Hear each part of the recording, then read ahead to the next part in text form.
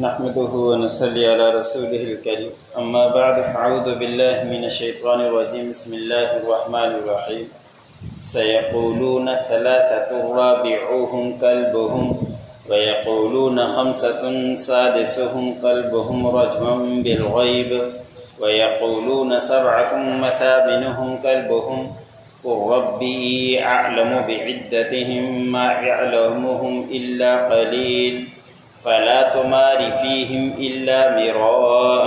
ظاهرا ولا تستفت فيهم منهم أحدا۔ سورۃ الکہف کا درس بحث اسی سورت کے آیت نمبر 22 تلاوت کی گئی۔ غار والوں کا تذکرہ چل رہا ہے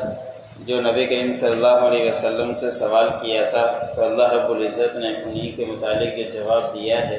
اسی کی بارے میں باتیں چل رہی ہے۔ گزشتہ آیتوں کے اندر تذکرہ گزرا کہ جب وہ غار والے نیند سے اٹھے تو اس نے بھوک کی وجہ سے کچھ کھانے کے لیے اپنے ساتھی کو بھیجا۔ وہ بازار میں پہنچا تو انہوں نے اس چاندی کا سکہ دیا جو 300 سال پرانا تھا، تو اس پر دکاندار حیران ہوئے۔ یہ بات بادشاہ تک پہنچی تو بادشاہ اس وقت مسلمان تھا، تو اس وقت ان کو پکڑا، ان سے معلومات لی اور ساری اس نے حقیقت بتلا دی۔ اور مفسر نے لکھا ہے کہ اس وقت ان کے پاس ایک تختی لکھی ہوئی تھی، موجود تھی، جس کے اندر ان کے نام موجود تھے کہ یہ چند افراد تھے جو یہاں سے غائب ہو گئے ہیں۔ تو ان کے نام جب دیکھے تو جو انہوں نے نام بتلائے تھے وہی نام ان تختیوں کے اوپر موجود تھے، اور ان ناموں کے اوپر نام بھی مفسرین نے لکھے ہیں، لیکن یم خیلا عجیب عجیب نام ہیں، لیکن 7 نام مفسرین نے بھی ان کے لکھے ہوئے ہیں۔ تو پھر بادشاہ بھی وہاں غار میں پہنچا تھا، پھر ملاقات ہوئی یا نہیں اس کے بارے میں اللہ رب العزت ہی جانتا ہے، اور اتنا ہے کہ وہاں پہنچنے کے بعد ان کو دوبارہ موت آ گئی تھی۔ تو اس کے اوپر کل کی آیتوں میں گزرا کہ کچھ لوگوں نے کہا کہ یادگار کے طور پر یہاں ایک عمارت بنا دیں، تو اللہ رب العزت نے فرمایا کہ جن کے پاس رعب زیادہ تھا اور جن کے پاس طاقت تھی انہوں نے کہا کہ ایک مسجد بنائیں گے عبادت کے طور پر، تاکہ یہ نیک لوگ تھے یہاں پہ عبادت کی جائے، مسجد بنائی جائے، تو انہوں نے وہاں پہ مسجد بنا دی۔ اب ان کے آج کے آیت میں یہ ہے کہ ان کے آپس میں یہ اختلاف ہوا کہ ان کی تعداد کتنی تھی، کہ کتنے تعداد تھے ان کے اندر۔ اللہ رب العزت نے 3 قول بیان فرمائے ہیں، اور ان میں سے 2 قول کو اللہ رب العزت نے رد کر دیا، اور تیسرا قول اللہ رب العزت نے بیان فرمایا ہے۔ ان میں سے اللہ رب العزت نے فرمایا کہ عنقریب ایک لوگ کہیں گے کہ 3 تھے، چوتھا ان کا کتا تھا، اور کہیں گے کہ کچھ لوگ 5 افراد تھے، چھٹا ان کا کتا تھا۔ پھر اللہ رب العزت نے فرمایا کہ یہ اندھیر کے اندر تیر مار رہے ہیں، ان کے پاس اس بارے میں کوئی علم نہیں ہے، کوئی ان کے پاس تحقیق نہیں ہے۔ پھر اللہ رب العزت نے فرمایا کہ 7 ہیں اور 8واں ان کا کتا ہے۔ اس بات کو اللہ رب العزت نے رد نہیں کیا۔ اس تیسرے قول کو جو لوگوں نے کہا اس کے اللہ رب العزت نے تائید فرمائی۔ تو اس سے یہ ثابت ہے کہ 7 افراد تھے، 8واں ان کا کتا تھا، 6 آپس میں دوست تھے جو نکل پڑے تھے، اور 7واں چراواہ جو بکریاں چرا رہا تھا وہ بھی ان کے ساتھ مل لیا تھا۔ تو اس طرح 7 افراد بن گئے اور 8واں ان کا کتا تھا۔ یہاں پہ مفسر نے لکھا ہے کہ کچھ جانور بھی ایسے ہیں جن کو اللہ رب العزت جنت کے اندر داخل فرمائیں گے، ان میں سے ایک یہ کتا بھی ہے۔ انہوں نے نیک لوگوں کی صحبت اختیار کی تو اللہ رب العزت نے ان کو جنت نوازیں گے، اور جو برے لوگوں کی صحبت اختیار کیا کرتا ہے تو پھر وہ برائی کے اندر ہی جائے گا، برے لوگوں کے اندر ہی شامل ہوگا۔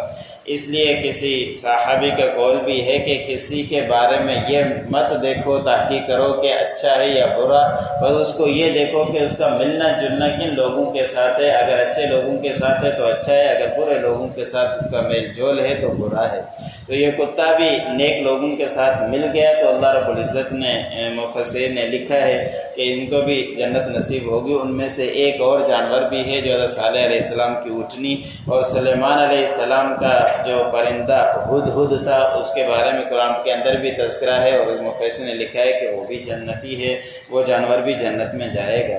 اور کتے کے بارے میں مفسر نے لکھا ہے کہ بلعام بن باعورہ جو موسیٰ علیہ السلام کے دور کے اندر تھا، بڑا اللہ والا بزرگ تھا، اس کے ہاتھ سے کرامات ظاہر ہوا کرتی تھی، لوگ ان کے پاس آئے کہ حضرت موسیٰ علیہ السلام کے خلاف بد دعا کر کے انہوں نے سختی سے منع کیا، لیکن لوگوں کو معلوم تھا کہ لالچی ہے اور کچھ رقم دیں گے راضی ہو جائے گا، ان کو بڑی بڑی رقموں کی پیشکش کر دی، تو اس نے بد دعا دینے کے لیے ہاتھ اٹھائے ہی تھے کہ اے اللہ موسیٰ، اتنی بات کہی تو اس کی زبان لٹک گئی تھی ناف تک اور اس کی بد دعا قبول نہیں ہوئی۔ تو اللہ مفسر نے لکھا ہے کہ یہ کتا بھی بلعام بن باورا کی شکل میں ہو کر جنت کے اندر جائے گا۔ تو اللہ رب العزت نے فرمایا کہ اس کے بارے میں ان کے کہہ دیجئے کہ میرا رب بھی زیادہ جانتا ہے کہ ان کی تعداد کتنی تھی، بس تھوڑے سے ہی لوگ اس کے بارے میں جانتے ہیں، جو حقیقت ہے ان کی تعداد کی تھوڑے سے لوگ جانتے ہیں، زیادہ کو اس کے بارے میں علم نہیں۔ بس آپ ان اصحاب کہف والوں کے بارے میں، غار کے بارے میں لوگوں کے ساتھ بحث مباحثہ مت کیجئے، بس تھوڑا سا نہ ہی ان کے بارے میں ان سے سوال کیجئے کہ وہ کتنے تھے، کیا تھا ان کے بارے میں، ان کو کچھ معلوم بھی نہیں، نہ ان سے اس کے بارے میں زیادہ بحث مباحثہ کیجئے اور نہ ہی ان کے بارے میں ان سے کسی سے بھی ان کے بارے میں سوال مت کیجئے۔ سَيَقُولُونَ ثَلَاثَةٌ رَابِعُهُمْ كَلْبُهُمْ، ان قریب یہ لوگ کہیں گے کہ 3 افراد تھے، چوتھا ان کا کتا، وَيَقُولُونَ خَمْسَةٌ سَادِسُهُمْ كَلْبُهُمْ رَجْمًا بِالْغَيْبِ، اور وہ کہیں گے کہ 5 تھے اور چھٹا ان کا کتا تھا، تو یہ اندھیر کے اندر تیر مارتے ہیں، بن دیکھے تیر مار رہے ہیں۔ وَيَقُولُونَ سَبْعَةٌ وَثَامِنُهُمْ كَلْبُهُمْ، اور کچھ لوگ کہیں گے کہ 7 افراد تھے اور 8واں ان کا کتا تھا۔ قُلْ رَبِّ عَالَمُ بِعِدَّتِهِمْ، کہہ دیجئے کہ میرا رب زیادہ جانتا ہے ان کی تعداد کے بارے میں، مَا يَعْلَمُهُمْ إِلَّا قَلِيلٌ، نہیں جانتے اس کے بارے میں مگر بہت ہی تھوڑے لوگ کہ کتنی تعداد تھی۔ فَلَا تُمَارِ فِيهِمْ إِلَّا مِرَاءً ظَاهِرًا، بس آپ ان سے اس کے بارے میں مت جھگڑیے، وَلَا تَسْتَفْتِ فِيهِمْ مِنْهُمْ أَحَدًا، اور نہیں ان کے بارے میں ان میں سے کسی سے بھی سوال مت کیجیے۔